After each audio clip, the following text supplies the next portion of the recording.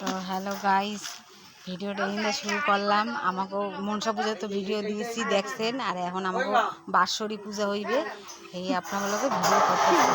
আর এই দেখেন, এই হচ্ছে আর এক মেয়ে আমার রিম্পার বন্ধু। এই যে রাস্তা যা কাদা, এই টেক্সচার বানাইতেছে, কি কয় জানি না, ভুলভাল হইলে ক্ষমা করে দেবেন। এই যে আমাদের মন্দির, এই যে